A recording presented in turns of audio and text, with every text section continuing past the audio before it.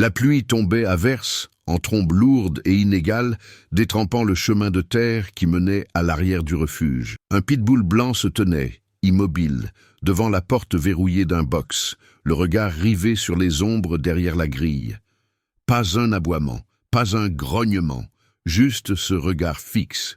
Du bord du cadre, un jeune garçon s'approcha, tenant quelque chose dans ses deux mains. Au refuge de la Chaînée, la plupart des cages étaient bruyantes. Des pattes qui grattent, des chiens qui aboient, des queues qui battent dans un rythme désespéré. Mais au bout du couloir le plus éloigné, derrière un portail renforcé d'acier, régnait le silence.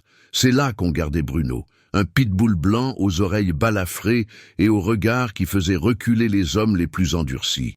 Il ne se jetait pas sur les friandises, il ne gémissait pas, il se contentait d'observer. Comme s'il attendait la fin, le personnel chuchotait à son sujet. Marqué pour l'euthanasie, disait-il. Un incident de plus, et ce serait terminé. 2 morsures, une démission, trop de risques. Puis vint Élie Cartier, juste le fils de la femme de ménage, âgé de 11 ans. Petit, silencieux, invisible, il ne parlait à personne. Il restait assis dans un coin avec un carnet de croquis usés, attendant que sa mère finisse de laver les sols. Et puis, un jour, il s'arrêta devant la cage de Bruno et ne bougea plus. Ceci est une histoire de peur, d'instinct et d'un lien que personne n'avait vu venir. Mais cette nuit-là, il se passa quelque chose que personne n'attendait. Élie ne parlait pas beaucoup. À l'école, les professeurs disaient de lui qu'il était silencieux mais gentil. À la maison, un lourd silence pesait depuis que son père était mort dans un accident avec délit de fuite 2 ans plus tôt. L'homme avait fait une embardée avec son pick-up pour éviter un chien errant sur la route. Le véhicule s'était retourné. Le chien avait survécu. Le père d'Élie, non. Désormais, chaque après-midi, Élie attendait au refuge, pendant que sa mère, Martha Cartier, vidait les poubelles et nettoyait les carreaux de la salle de bain. Il ne se plaignait jamais. Il apportait toujours les mêmes choses, son carnet de croquis, un crayon cassé et le manteau vert délavé qui avait appartenu à son père. Il ne s'éloignait jamais, sauf une fois. Cette première fois, il s'arrêta au bout du long couloir, le couloir de Bruno. Pas d'aboiement. Juste ce regard, perçant et silencieux, depuis l'intérieur du box. « Ne t'approche pas de celui-là », l'avertit une bénévole sans lever les yeux. « Il n'est pas sûr. » Mais Élie ne répondit pas. Il s'assit, tout simplement, juste là, en face de la cage de Bruno, le dos contre le mur froid, les jambes croisées. Il n'appela pas le chien, n'ouvrit même pas son carnet. Il s'assit, c'est tout. Bruno grogna, un son grave, guttural, un avertissement qui aurait fait fuir n'importe qui. Élie ne sia pas. Le lendemain, même routine, Élie s'assit en silence. Cette fois, il apporta un morceau de pain grillé enveloppé dans une serviette. Il n'essaya pas de le lui donner directement. Il le posa doucement sur le béton et le fit glisser vers le box avec la pointe de son crayon. Bruno se jeta en avant, violemment. Le pain s'éparpilla. Ses dents heurtèrent les barreaux comme le tonnerre. Pourtant, Élie ne s'enfuit pas. Il se pencha simplement en arrière. Attendit. Le 4e jour, le personnel commença à le remarquer. « Ce gamin va y laisser un doigt », marmonna quelqu'un dans la salle de pause. Raymond Dubois, un soigneur expérimenté sans patience pour les sensibleries, observait de loin. Il a de la chance que Bruno ne déteste pas les enfants, pour l'instant. Mais le garçon continuait de venir, de s'asseoir, d'observer, jusqu'à ce qu'un après-midi, Élie parle enfin, doucement, à peine plus fort que le bourdonnement des néons. « Mon père est mort en sauvant un chien, » dit-il. Les gens ont dit que c'était stupide, mais je pense que peut-être il comprenait quelque chose qu'il ne comprenait pas. Bruno ne réagit pas, mais il ne grogna pas non plus. Élie appuya sa tête contre le mur. Le manteau de son père pendait de ses épaules étroites. Le couloir était froid. Pourtant, il resta. Et alors, quelque chose changea derrière les yeux de Bruno.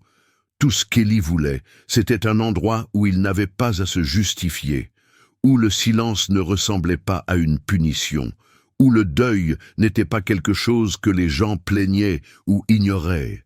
Il ne voulait pas être courageux, Il voulait juste s'asseoir à côté de quelque chose qui comprenait ce que signifiait être brisé sans être dangereux. Bruno, enfermé derrière d'épais barreaux de métal, n'avait plus d'étiquette avec son nom, seulement un autocollant rouge sur son dossier.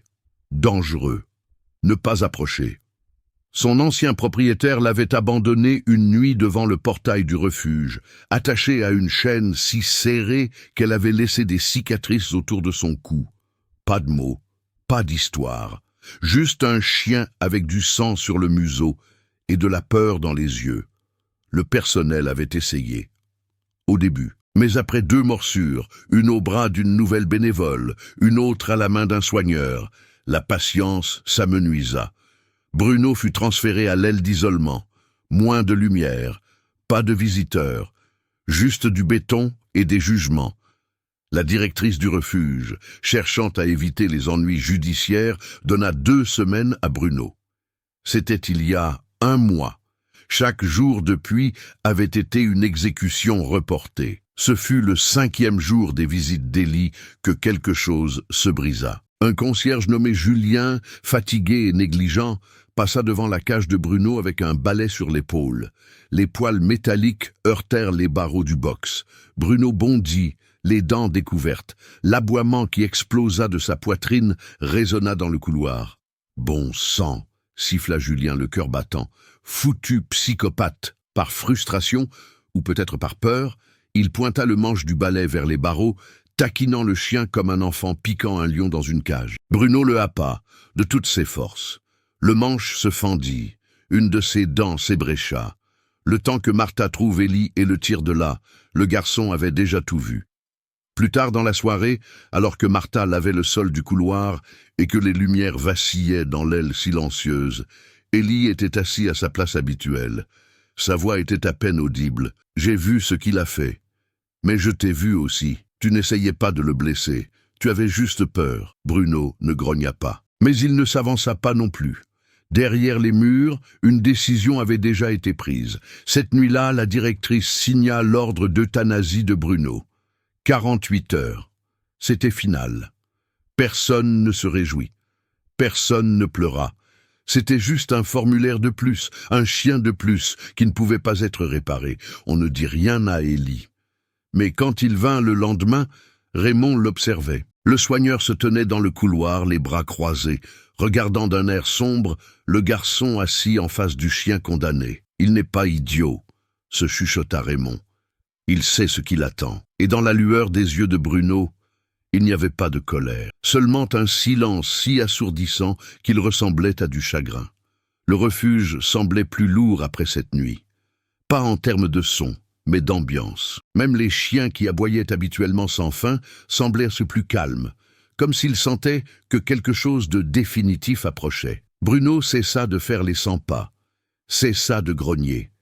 Il gisait en boule dans le coin le plus éloigné de son box, respirant à peine, les yeux mi-clos, comme s'il s'était déjà résigné à la fin. Élie remarqua le changement immédiatement. Il s'assit comme d'habitude, son carnet de croquis en équilibre sur ses genoux. Mais aujourd'hui, il ne dessina pas. Il se contenta d'observer Bruno, sans expression. Le silence entre eux n'avait jamais semblé aussi épais. Dans la salle de pause, Raymond sirota un café amer et feuilleta à nouveau le dossier de Bruno. « Il n'a pas attaqué depuis des semaines, » dit-il à voix haute bien que personne n'écoutât. « Il réagit, il n'initie pas. »« Mais ça n'a pas d'importance, » marmonna le directeur adjoint. « Un jour de plus, Raymond. Ensuite, il ne sera plus là. » Cet après-midi-là, Élie posa le manteau de son père à plat sur le sol, le glissant soigneusement à mi-chemin sous les barreaux. Bruno ne bougea pas, mais ses yeux suivirent le mouvement. Le manteau resta là comme un pont entre 2 mondes, l'un cousu de mémoire, l'autre taché par la peur. Quelques heures plus tard, quelqu'un le repoussa d'un coup de pied. Pas doucement. Un jeune soigneur, nouveau et nerveux, vit le manteau et paniqua. « Qu'est-ce que ça fiche près de lui ?» cria-t-il en tirant le tissu avec une perche. « Ce gamin va se faire déchiqueter !» Élie arriva juste à temps pour voir le manteau de son père en boule dans la main du soigneur. « Ne touchez pas à ça !» dit-il, plus fort que d'habitude. Le soigneur cligna des yeux, surpris. « Tu ne peux pas laisser des choses là-dedans. Ce chien n'est pas ton ami. » Élie ne répondit pas. Il reprit le manteau, le plia, se rassit. Bruno leva légèrement la tête. Un instant, leurs regards se croisèrent, puis vint l'orage. Cette nuit-là, des éclairs zébrèrent le ciel de la Chênaie. Le courant vacilla. Un fusible sauta dans l'aile est, laissant une partie du refuge sombre et froide. Le couloir de Bruno plongea dans l'obscurité. Raymond faisait sa ronde quand il entendit quelque chose. Des pas. Doux. Pas des chaussures. Des pieds nus. Il tourna au coin du couloir et se figea. Élie était dans l'aile interdite. « Hé !» cria Raymond. Le garçon ne s'enfuit pas. Il ne sursauta même pas. Il était de nouveau à genoux devant la cage de Bruno, en train de chuchoter. La porte était toujours verrouillée, mais ses doigts étaient à quelques centimètres des barreaux. Raymond se précipita, le cœur battant la chamade. « Élie !» aboya-t-il. « Qu'est-ce que tu fabriques ?» Le garçon leva lentement les yeux. « Je devais le lui dire. » Raymond le tira en arrière par les épaules. « Et tu essaies de te faire tuer ? Ce n'est pas ton animal de compagnie. Ce n'est pas un triste chien de dessin animé. » Élie s'essuya le visage. Il ne pleurait pas. Pas exactement. Il était juste vidé. « Il a peur, » dit-il. « Comme moi. » Dehors, l'orage faisait rage. Le tonnerre secouait les fenêtres. Quelque part, un boîtier de fusible gémit. Des étincelles crépitèrent derrière le mur. Le personnel se dépêcha de réparer. Personne ne remarqua que pendant quelques secondes, le verrou de la cage de Bruno s'était desserré. Mais cela n'avait pas d'importance. Bruno ne bougea pas. Plus tard, cette nuit-là, Raymond était assis seul dans la salle de contrôle à regarder de vieilles vidéos. Un clip montrait Élie glissant du pain grillé vers les barreaux. Un autre montrait Bruno reculant au lieu de mordre. Et un, enregistré discrètement sur un téléphone, montrait le garçon posant sa main contre les barreaux pendant que le chien reniflait doucement. Raymond se pencha en avant, plissant les yeux. Il ne l'avait pas remarqué avant. La queue de Bruno avait bougé. Juste une fois, un frémissement. À peine visible, mais c'était là. Le lendemain matin, Élie vint plus tôt que d'habitude, avant que sa mère ne pointe, avant que les lumières ne soient complètement allumées. Il s'assit à nouveau, le manteau sur ses genoux. « Tu sais ce qu'ils vont faire, n'est-ce pas ?» demanda-t-il doucement. Bruno s'assit droit, les oreilles en avant, silencieux. « Je ne t'en veux pas, » murmura Élie. « Si j'étais enfermé comme ça, je mordrais aussi. » Sa main se tendit, ouverte. Pas de nourriture, pas de friandises, juste une présence. Et puis, Bruno fit un pas en avant. Élie ne broncha pas, un autre pas. Puis une pause. Le chien renifla, plus près. Le couloir resta immobile. Personne aux alentours. Juste le garçon et le chien et l'espace impossible qui se rétrécissait entre eux. Un éclair fulgura à nouveau. Mais à l'intérieur de ce couloir, quelque chose se brisa enfin. Pas un os, pas une règle, une barrière. Le bruit des pattes de Bruno sur le béton était presque inaudible, comme le doux clapotis de gouttes d'eau. Il se déplaçait lentement, prudemment, comme si le poids de chaque mauvais souvenir était encore enchaîné à son corps. Élie resta immobile, les genoux pliés, les mains ouvertes, la respiration régulière. Il ne parla pas, ne l'amadoua pas. Il attendit, simplement. Le nez de Bruno atteignit le bord du manteau. Il renifla une fois, puis une autre, et puis, sans avertissement, il pressa son museau contre le tissu usé et y resta, immobile, respirant profondément. Tout son corps s'adoucit, non pas de peur, mais dans quelque chose qui ressemblait plus à de la reconnaissance. Élie laissa échapper un souffle qu'il ne savait pas qu'il retenait. Raymond, caché au bout du couloir, observant à travers la vitre, se pencha en avant, stupéfait. Il avait vu ce chien montrer les dents à des ombres, mais maintenant, Bruno était immobile, paisible. Puis vint le moment final. Bruno avança jusqu'à ce que sa tête touche doucement la main tendue d'Élie. Il ne mordit pas, il ne grogna pas, il ne recula pas. Il resta simplement là, la tête baissée, comme pour offrir une trêve invisible. Les doigts d'Élie tremblèrent en se posant sur la fourrure du chien. Pas une caresse, juste un contact, juste assez pour dire « Je te vois ». Raymond expira bruyamment par le nez, sa voix à peine un murmure. « Je n'en reviens pas ». Il sortit son téléphone, pas pour appeler quelqu'un, pour enregistrer. Ce n'était pas de l'agression, Ce n'était pas de l'instinct. C'était un choix. Bruno ne se coucha pas. Il ne remua pas la queue. Mais il ne s'éloigna pas, il resta, et pour la première fois depuis son arrivée au refuge, il n'était pas seul dans cette cage, même avec la porte encore fermée. À midi, la vidéo avait déjà fait le tour du personnel du refuge. Raymond ne la posta pas en ligne, pas encore. Mais il la montra à la directrice, aux soigneurs, à tous ceux qui avaient un jour considéré Bruno comme une cause perdue. Les réactions furent mitigées. « Ça aurait pu très mal tourner », dit une soigneuse en croisant les bras. « Ou peut-être qu'il ne se sentait tout simplement pas menacé », marmonna un autre, en regardant le moment où la main d'Élie touchait la fourrure. La directrice fut moins impressionnée. « Ça ne prouve rien », dit-elle. « Le garçon n'aurait jamais dû être près de cet animal. Il aurait pu être gravement blessé. »« Il ne l'a pas été », répliqua doucement Raymond. « Et le chien n'a même pas bronché. Non, ça ne veut pas dire que la menace a disparu, lança-t-elle. Il a montré de l'agressivité à plusieurs reprises.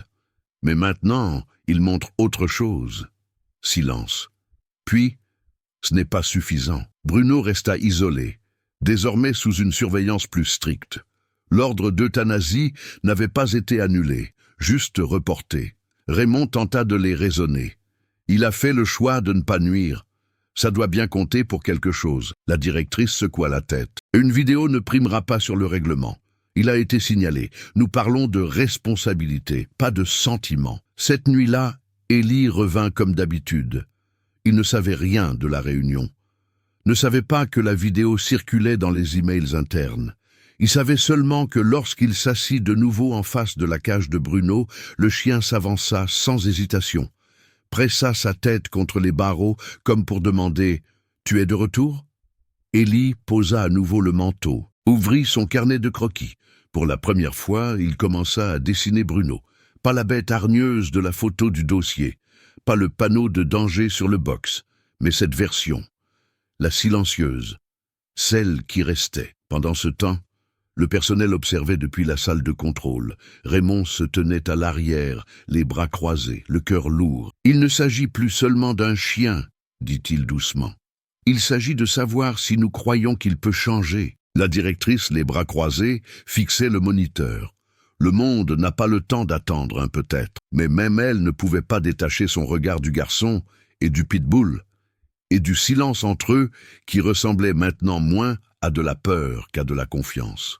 Le lendemain matin apporta un air froid et des décisions encore plus froides. Une note de service circula dans le refuge. Euthanasie de Bruno, prévue à 17h. Aucune exception. La directrice la signa elle-même. Raymond la lut 2 fois, la mâchoire serrée.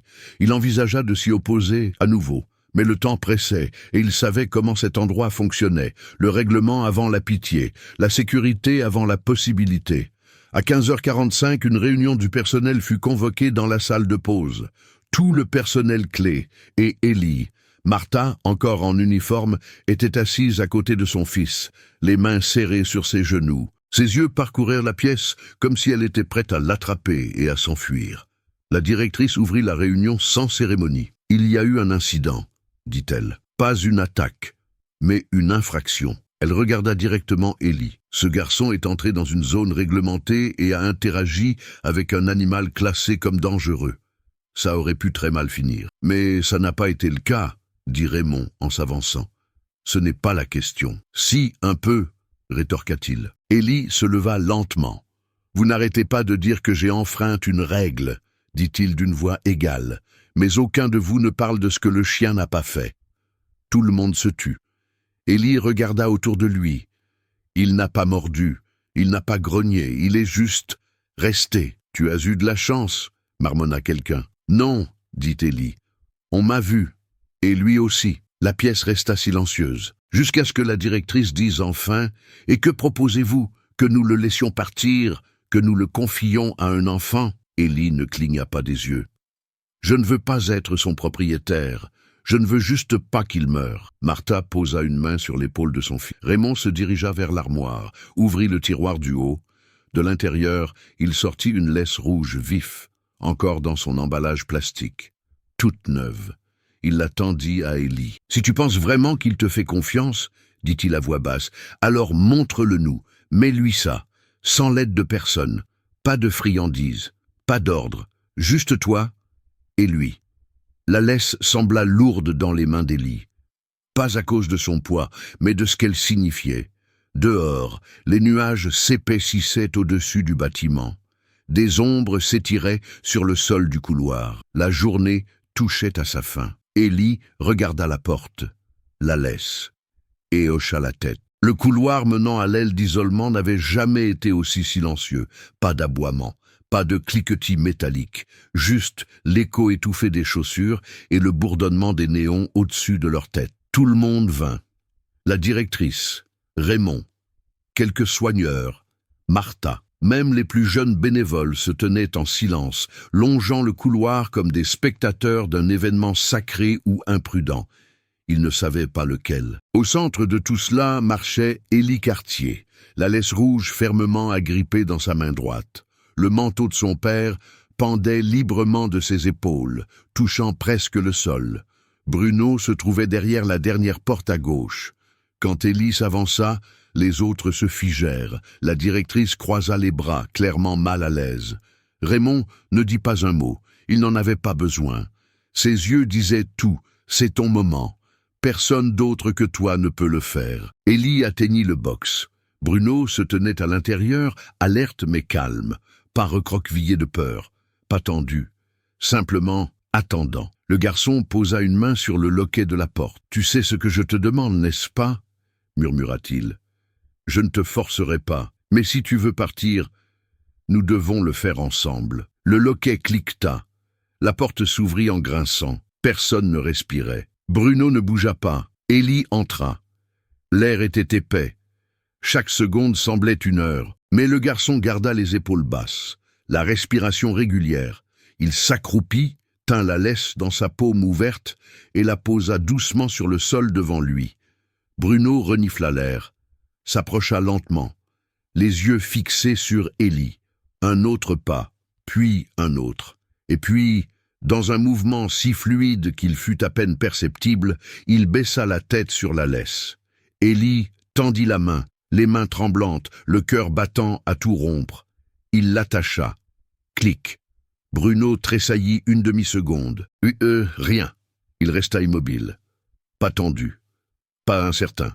Juste là. Prêt. Élie se leva, la laisse à la main, et se tourna vers la porte. « Viens, mon grand, » dit-il doucement. Et Bruno suivit. Alors qu'ils sortaient ensemble du box, le couloir s'écarta comme la mer. Les soigneurs se mirent de côté, les bénévoles chuchotèrent. La directrice regardait, stupéfaite et muette.